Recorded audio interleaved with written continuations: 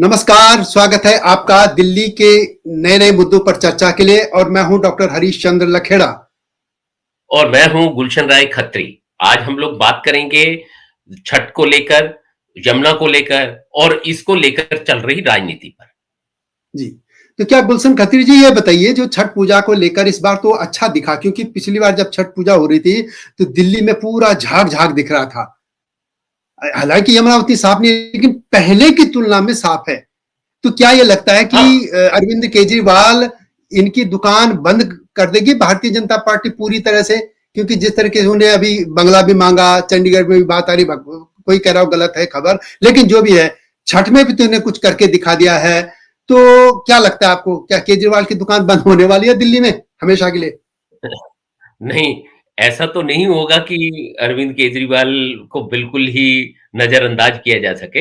हालाँकि ये हाँ, ज़रूर कह मानना पड़ेगा कि हुँ, दिल्ली सरकार ज़्यादा सक्रिय दिखी इस बार छठ के मौके पे और हुँ, उसके मंत्री अलग-अलग जगहों पर घूमते हुए भी मिले, जाके उन्होंने तैयारियों का जायज़ा भी लिया। कई जगह हाँ, पे व्यवस्थाएँ की, अलग-अलग कॉलोनियों में छठ के लिए इंतज़ाम किए गए और हाँ, यमुना में भी कोशिश की गई, यमुना में हुँ, हालाँकि उतना साफ नहीं हुआ, लेकिन एक साइड पे इतनी व्यवस्था हो गई कि लोग वहाँ पे यमुना में जाकर छठ की पूजा कर सकें। ये पहले हुँ, संभव नहीं था क्योंकि रोक लगी हुई थी।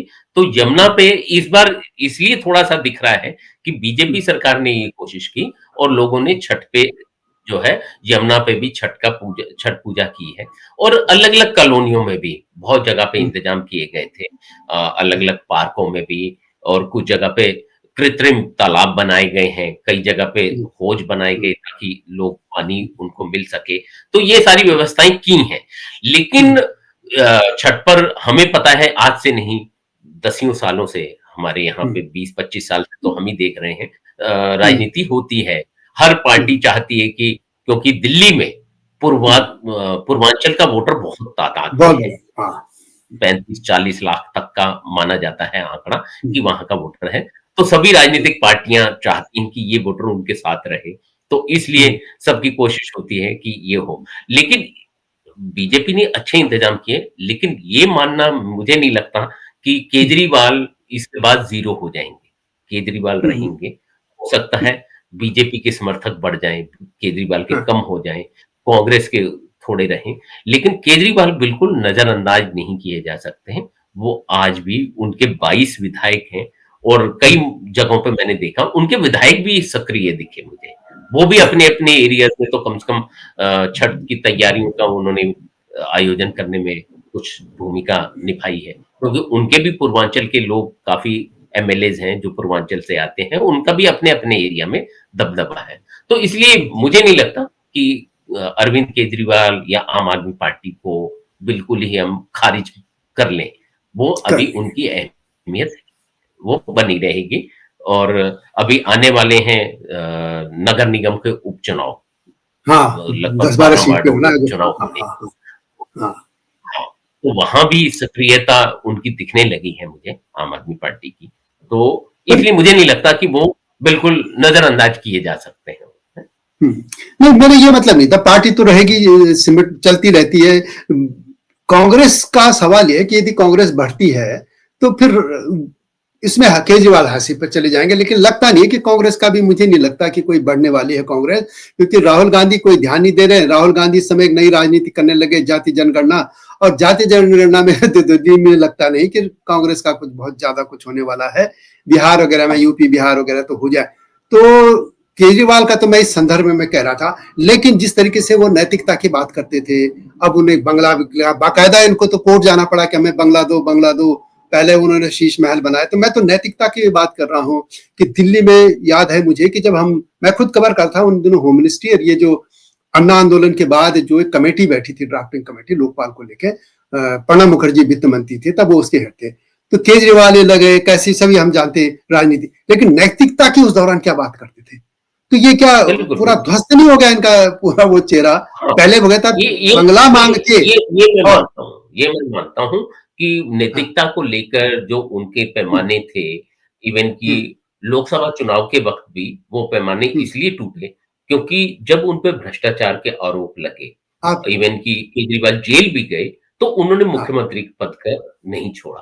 तो नहीं ये छोड़ा। वही मुख्यमंत्री केजरीवाल हैं, जो हाँ, अन्ना आंदोलन के वक़्त कहते थे कि कोई हाँ, जाँच-पड़ताल नहीं, अगर आरोप हाँ, लगे तो तुरंत इस्तीफ़ा दे देना इस्तीफा दें। चाहिए। और वो उन्होंने कभी इस चीज़ पर अमल नहीं किया।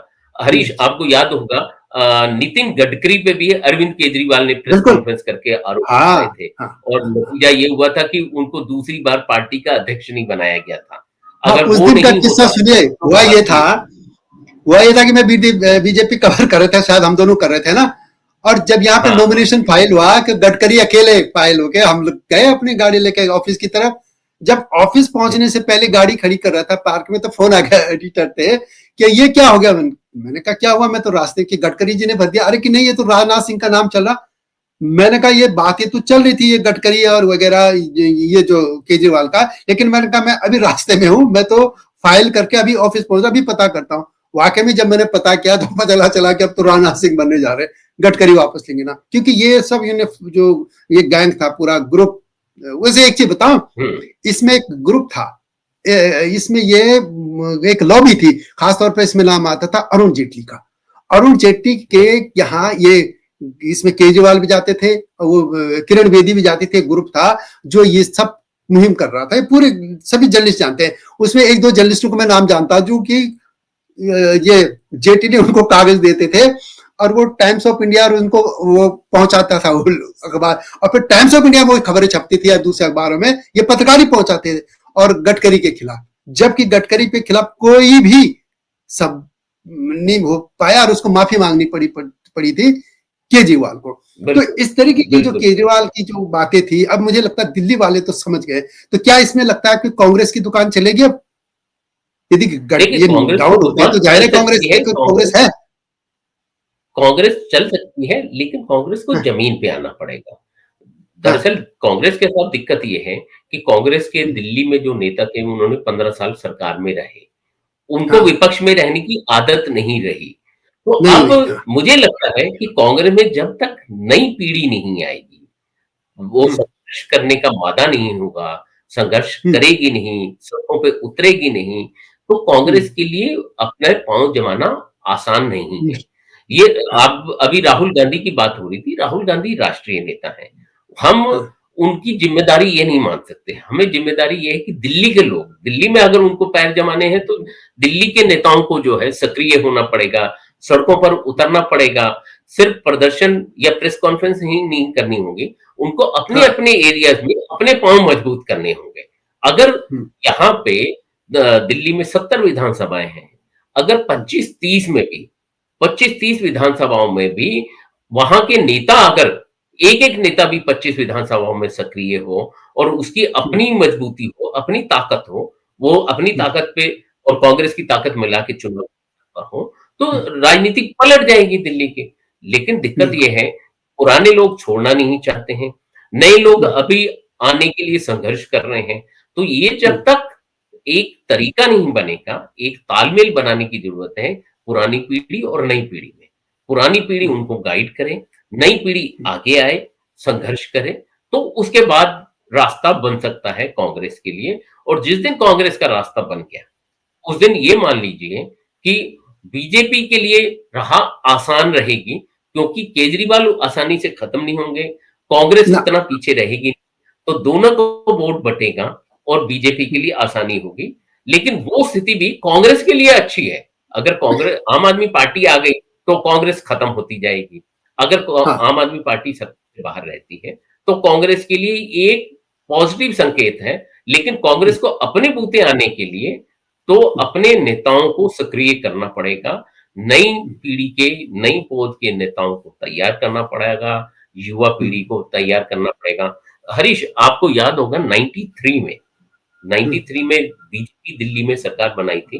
कांग्रेस के 17-18 लोग ही जीत के आए थे उसमें। उस वक़्त हम्म, जनता दल भी था, उनके भी 3-4 लोग थे, 1-2 हाँ, निर्दलीय उससे भी जीते थे। तीन लोग जीते थे उसके। हाँ, हाँ, हम्म, उस वक़्त ये सब नए नेता थे, मुकेश शर्मा, डॉक्टर सब अशोक सब, वालिया, हारून यूसुफ, ये सब पहले हाँ, राजकुमार चौहान, जय किशन, ये जो नेता थे, ये सब हम्म, पहली बार चुनाव लड़ने वालों में से थे और हाँ, ये हाँ, जीते कुछ।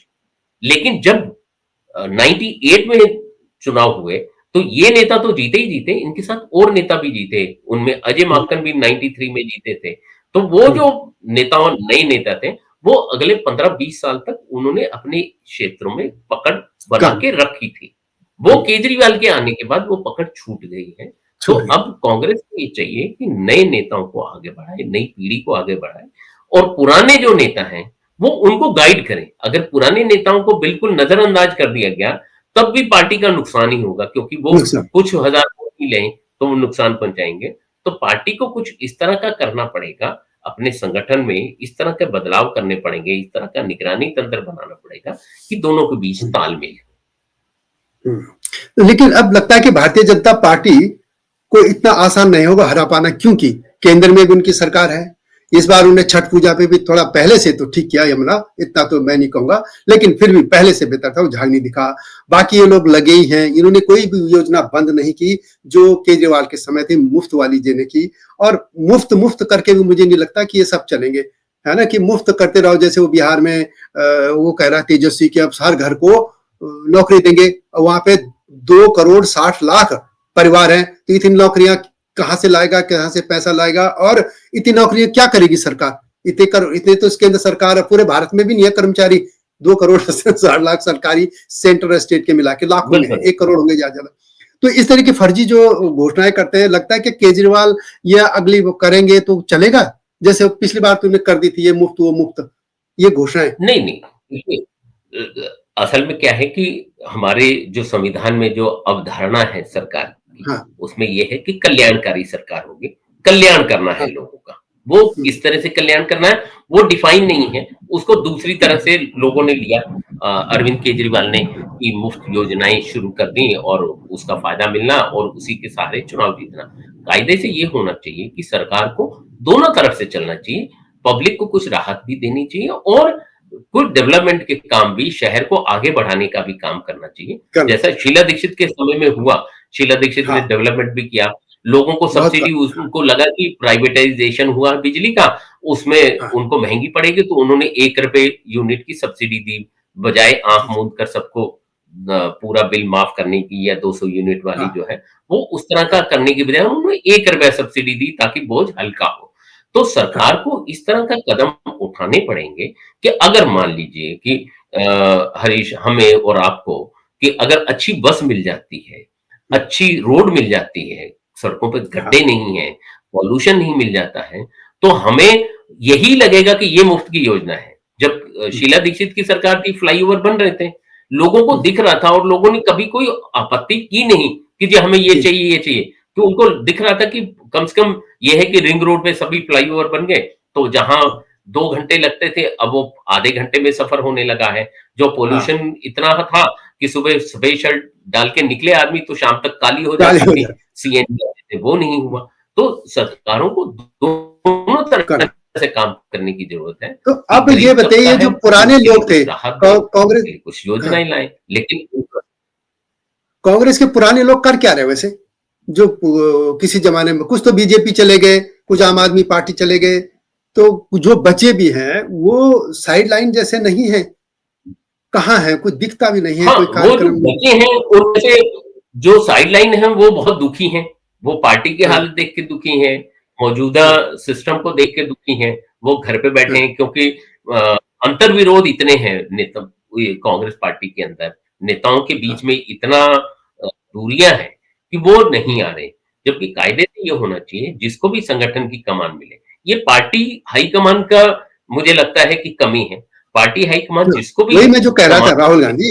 हाँ, हुँ। हाँ, तो वो सभी अच्छा नेताओं को आजकल वो बुलाएँ कहाँ और वो भी नहीं दिख रही है ये मुख्यमंत्री थी क्या नाम मरलेना आतिशी वो जो आतिशी हाँ आतिशी वो आतिशी हमें नाम याद आतिशी नहीं आ रहा हाँ हाँ, आतिशी भी कहीं दिख वो रही है एक क्योंकि दो बयान कभी सौरभ भारद्वाज के आ जाते हैं और कभी केजरीवाल के तो सिसोदिया भी नहीं दिख रहे हैं कहीं कुछ क्या है पार्टी उस क्योंकि तरीके से दिख नहीं रही है आतिशी मुख्यमंत्री बता मैं विपक्ष की पूर्व नेता मुख्यमंत्री बात हाँ, आतिशी विपक्ष की नेता हैं, तो उनका हाँ ज़्यादा रोल विधानसभा जब सत्र होता है, तो उनका रोल हाँ ज़्यादा दिखता है, तब वो हाँ दिखती हैं और वो प्रेस कॉन्फ्रेंस भी करती हैं, वहाँ बात भी हम्म, करती हैं।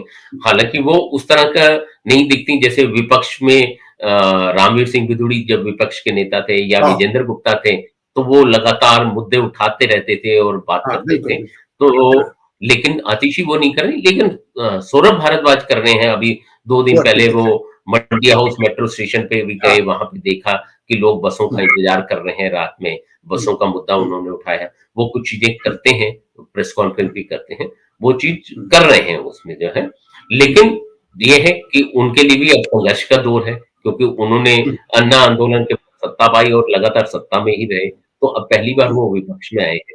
तो उनको वो भूमिका में भी खुद को एडजस्ट करना होगा। पहले सरकार की भूमिका में तो वो एडजस्ट हो गए थे, लेकिन अब हुँ। उनको विपक्ष की भूमिका में भी एडजस्ट करना पड़ेगा। तो लगता है कि भी यदि कांग्रेस, ये डिपेंड करता है कि कांग्रेस बढ़ेगी तो तब केजरीवाल कमजोर होंगे, अन्यथा भी केजरीवाल दिल्ली बिल्कुल, की राजनीति में बने रहेंगे, यही है ना, लगता है। बिल्कुल, तो चलिए, बिल्कुल, बिल्कुल, बिल्कुल, केजरीवाल अभी जिंदा रहेंगे, उनकी दुकान भी बंद होने बिल्कुल, वाली नहीं है। लेकिन जिस तरीके से वो कभी बंगला मांगते हैं, कभी कुछ करते हैं, इससे लगता है कि अब उनकी वो इमेज तो नहीं रही जो 2013-14 में थी। ये तो मान के चलना ही पड़ेगा हमें। बिल्कुल, तो चलिए, बिल्कुल, मिलते हैं फिर अगले बिल्कुल। वीडियो में। हम इंतजार कीजिएगा आप लोग हमारे नई वीडियो का। हम दिल्ली के मुद्दों पर इस तरीके की बात करते रहेंगे, आपके सामने आते रहेंगे। यदि आपको भी लगता है कि कोई नए मुद्दे जिन पे हम चर्चा करें दिल्ली को लेके, तो आप कमेंट बॉक्स में अवश्य लिखिएगा। तो जल्दी आएंगे नए मुद्दे के साथ। तब तक नमस्कार।